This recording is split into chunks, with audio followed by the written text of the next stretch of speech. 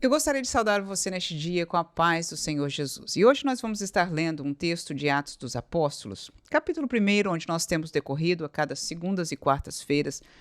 Nós estamos caminhando neste texto de Atos dos Apóstolos que retrata a história de uma igreja, não é? Da igreja, quando ela começou a ser formada como o corpo que hoje nós conhecemos em volta de todo mundo.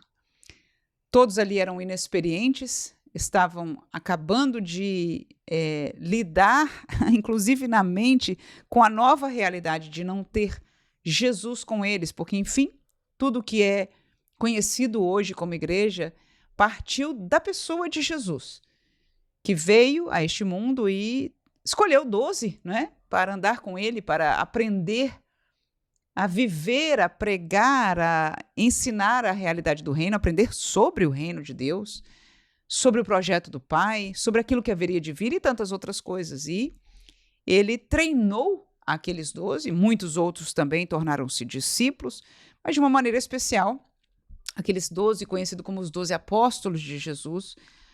Mas agora tudo isso tinha acabado e tão rápido. São 3 anos de ministério de Jesus e ele foi morto por crucificação. Depois ele aparece ressurreto, Jesus ressuscita, todos eles se fazem testemunha, não só os 12, mas nós sabemos que mais de 500 pessoas testemunharam a Jesus, não é, vivo, assim que tudo está acontecendo muito rápido na vida deles. E hoje nós vamos olhar para um episódio muito interessante, porque Judas, entre os 12, e você sabe que este número 12 escolhidos, ele vai ser um número histórico e mantido, inclusive, pela eternidade. Por quê? Porque quando nós vamos ler lá no Apocalipse, nós vemos, né, os lugares no céu, na realidade da eternidade, dos 12 patriarcas, das 12 tribos de Israel, que simbolizavam a nação de Israel, e dos 12 apóstolos, que simbolizam a igreja. E nós vemos aqui que neste livro dos Atos dos Apóstolos, que alguns até o chamam de os Atos do Espírito Santo, porque nós vamos ver que Deus, através da instrução de Jesus, através depois da presença do Espírito Santo, ajudou a estes irmãos, estes líderes da igreja, no seu caminhar, nas suas escolhas, na realidade do que ia acontecer, que era tudo muito novo para eles. E o que nós vamos ler hoje é exatamente a realidade do que eles viveram acerca de Judas, porque agora o colégio que era 12, que nós entendemos inclusive que deve ser 12 pelo que está mostrado lá no céu, né? Então não podia ser 11. E eles, concluindo isso, né, então vão escolher uma nova pessoa para participar deste colégio, e é sobre isso que nós vamos estar lendo e meditando alguma coisa. Atos dos Apóstolos, portanto, capítulo 1, versículo 15 em diante, nós vamos terminar este capítulo, que vai até o 26, e diz o seguinte, Atos 1:15.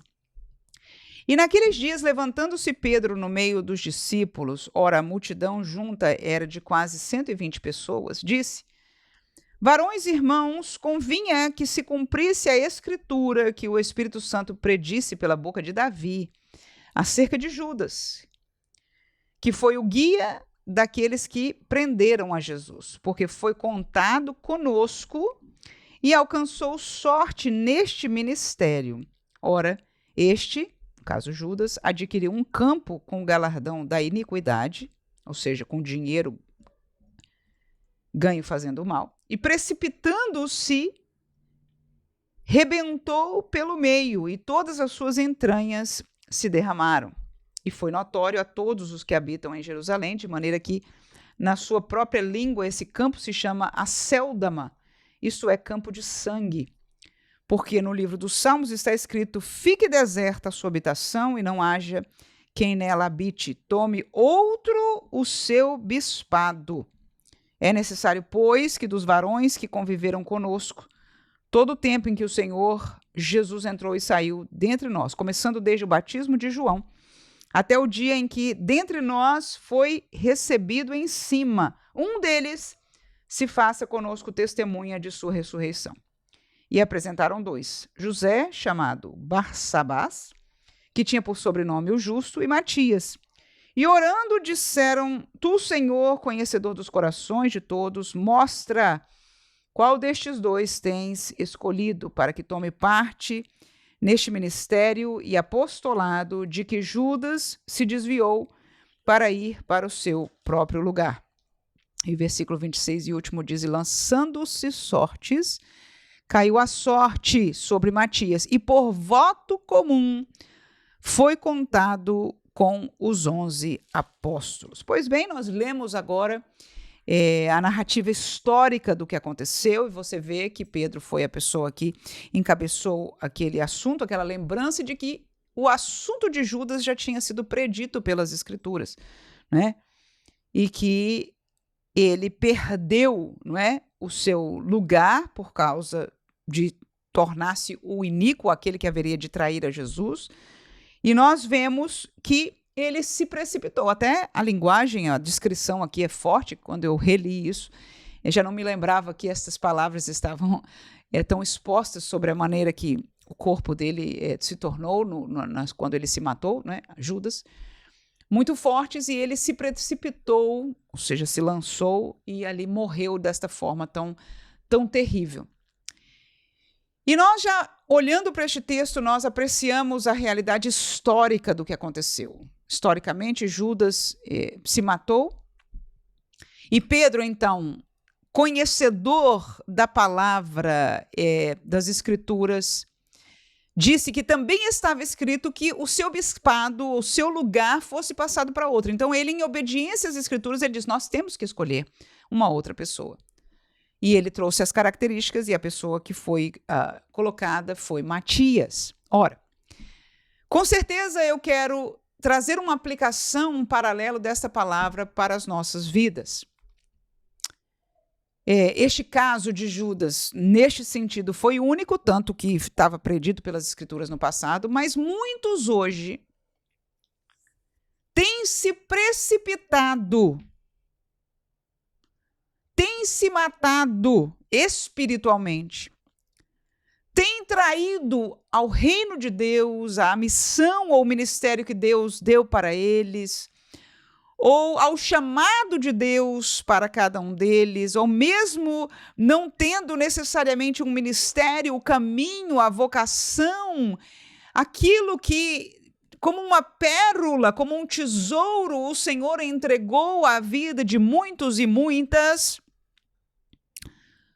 Alguns traem a Deus por dinheiro, por posições, por coisas familiares, por outras prioridades, pelos prazeres do mundo, e nós vemos estas palavras que mencionei, todas citadas na Bíblia, exemplos destas, e com certeza nós, na nossa caminhada, conhecemos alguns exemplos também de pessoas que o fizeram, e não necessariamente eles saíram daquilo que nós com o nome denominamos igreja. Talvez eles deixaram esta congregação, foram para uma outra igreja, enfim, mas estão ainda naquilo que quem olha com os olhos humanos diz, eles ainda são crentes, mas a verdade é que espiritualmente eles se precipitaram.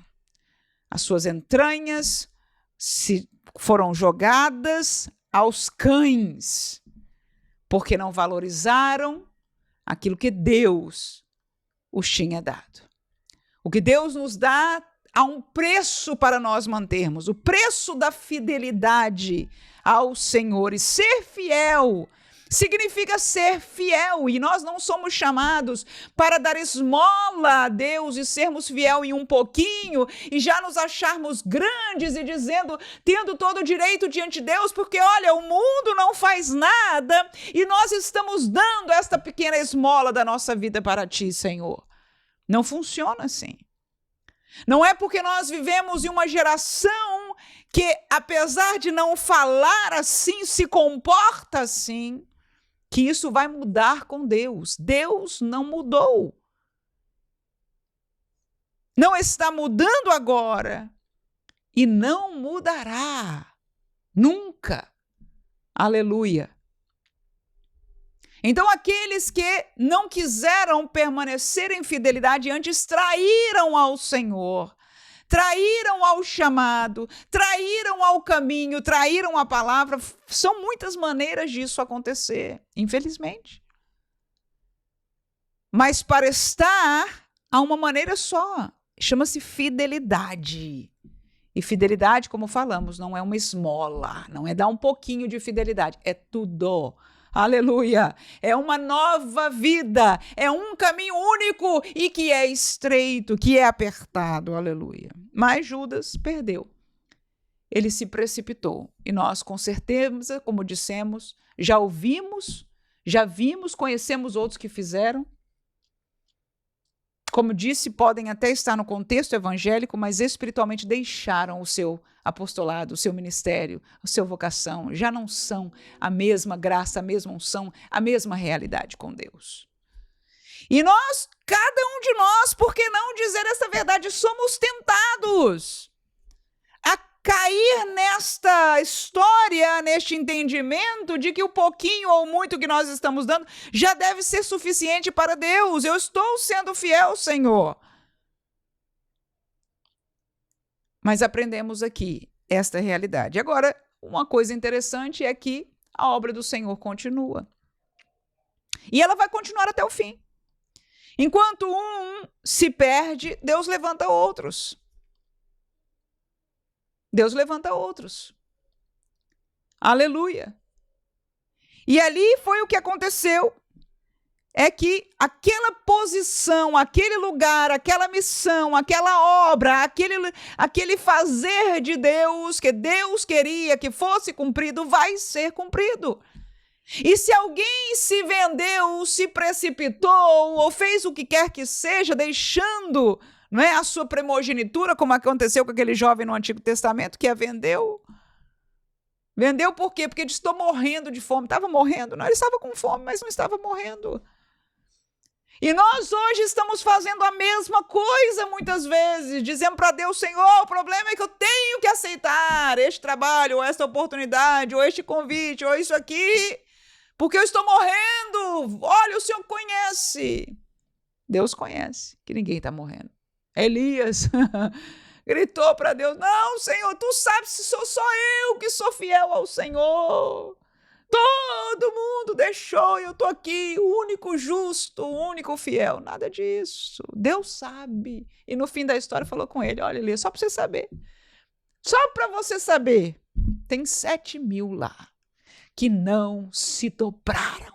Aleluia! A Baal, representando o mundo e o Deus deste mundo. Então, nós não somos especiais. Mas Deus, pelo seu amor e pela sua graça, nos chamou e nos deu vocações especiais. Mas agora que nós aprendemos que quando alguém se mata, não é o que Deus queria para individualmente para cada um de nós. Mas nós, como dissemos, já vimos isso acontecer. Deus levanta outros. Deus levanta outros. E esta é a beleza do que aconteceu ali. E ele disse, olha, no versículo 21, né? É necessário, pois, que dos varões que conviveram conosco todo o tempo. E essa é a primeira característica. Quem vai ser chamado para obrar para o Senhor, para dar continuidade à obra, que algum possa ter deixado. E o Senhor continua hoje levantando, está chamando. Aleluia. Mas vamos ver se nós entramos nas características daqueles que podem hoje ainda ser levantados para grandes coisas com Deus, de acordo com esta passagem, com certeza. Eles conviveram conosco todo o tempo, desde que o Senhor Jesus entrou e saiu de nós, e desde o batismo até a ressurreição, e foram testemunhas da ressurreição. Então, todo o tempo, o que eu aprendo com isso num paralelo para a nossa vida? Conviver todo o tempo. Olha, o irmão ou a irmã é aquele que está na igreja em todas as atividades, é fiel em tudo que faz, chega cedo, sai depois de todo mundo, quer participar, se oferece, conviveu na realidade do ministério ali, todo o tempo com os 12. Agora 11. Estou dizendo a característica que haveria de caber ali. Pedro falou, olha, vamos escolher um homem daqueles que conviveu todo o tempo, fazendo paralelo para nós. Quem de nós temos convivido, dado o nosso tempo na realidade da igreja, do trabalho, aonde, se nós vamos ser usados por Deus, é ali, é ali. Amém? Nós queremos ser usados por Deus no contexto da igreja, num departamento da igreja, numa obra da igreja. Então, convém que esta pessoa tenha testemunho de entra ano, sai ano, entra semana, semana, entre mês, sai mês. Convivia ali todo o tempo. Alguém, eles olharam, quem é que todo o tempo, né? Talvez fosse até por alguém de fora olhando agora para a realidade deles, devia até ser até engraçado, né? Porque como não era um dos 12, quem é esse que está sempre seguindo a gente? Aonde a gente vai, o sujeito está viajando por trás. Eu não sei. Mas o fato é que esses 2 apresentados era alguém que estava muito com eles, o tempo todo conviveu, né? Estando aqui naquele mesmo contexto que os demais apóstolos, sem serem nada. Eles estavam todo o tempo, aleluia. Então Deus ainda vai levantar aqueles que hoje não são nada, mas que estão todo o tempo fiéis na casa de Deus, adorando ao Senhor e servindo ao Senhor. E acompanhando, aleluia, mesmo sem ser nada. Mas a segunda coisa, que era que ele foi com eles, né? No versículo 21, passando para o versículo 22, que foi testemunha da ressurreição. No versículo 22 diz, um deles se faça conosco testemunha da sua ressurreição. Esta é a segunda realidade. Aquelas pessoas, aquele homem que seria chamado, deveria ser testemunha, deveria ser alguém que pudesse dizer, eu vi antes, eu vi obrar na terra, eu o vi morrer e eu o vi ressuscitado. Portanto, ele podia testemunhar junto com os 11 a realidade daquilo que nós conhecemos nas Escrituras. Esta era a qualificação daquela pessoa que tomaria o número 12 ali entre os apóstolos. Nós também temos qualificações. Nós temos que ser testemunhas vivas, vivenciar. Nós precisamos poder fazer aquela obra por ter vivido, né, estas realidades. Se nós vamos liderar a oração, grupo de oração, nós temos que ser alguém de oração.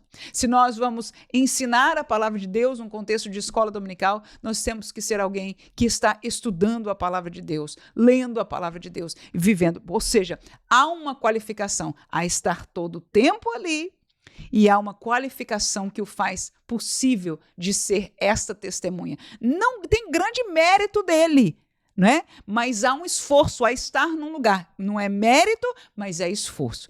Que Deus nos ajude em nome de Jesus a sermos fiéis. Se alguém de nós que está ouvindo essa meditação tem já um lugar entre os 12, no ministério, no campo missionário, na dianteira adiante de um trabalho, o que quer que seja, guarde em nome de Jesus.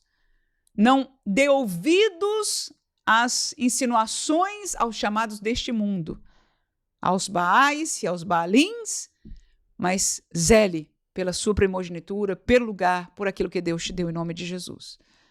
Mas se nós, que não temos nada disso, sabemos que um dia, não é? Sabemos e vemos todo o tempo alguns se precipitando. Nós não nos alegramos com isso, mas nós podemos ser os próximos, sim, a sermos usados por Deus. E o Senhor está disposto, eu creio, fazendo um paralelo com certeza desta palavra, e quer, inclusive, e está buscando aqueles que tenham convivido fielmente e que estejam qualificados. Por quê? Porque estão fazendo a parte daquilo que eles são chamados por Deus para fazer. E a hora vai chegar, né, que vão escolher, vai acontecer um voto, vai acontecer uma eleição, vai acontecer um pastor vai apontar aquela, seja como for que aconteça na sua igreja, né, e o cargo vai chegar na sua mão, e o trabalho vai chegar na sua mão, e o campo missionário vai se abrir diante de você, e assim o Senhor possa nos usar para glorificar o seu nome, para cumprir aquilo que ele já estabeleceu. Os 12 já estavam escritos lá no céu, até lá em Apocalipse está escrito deles. E o Senhor já tem planos, aleluia, ainda a serem cumpridos nesta terra e que nós somos partes dele. Que Deus abençoe você neste dia em nome de Jesus. Amém.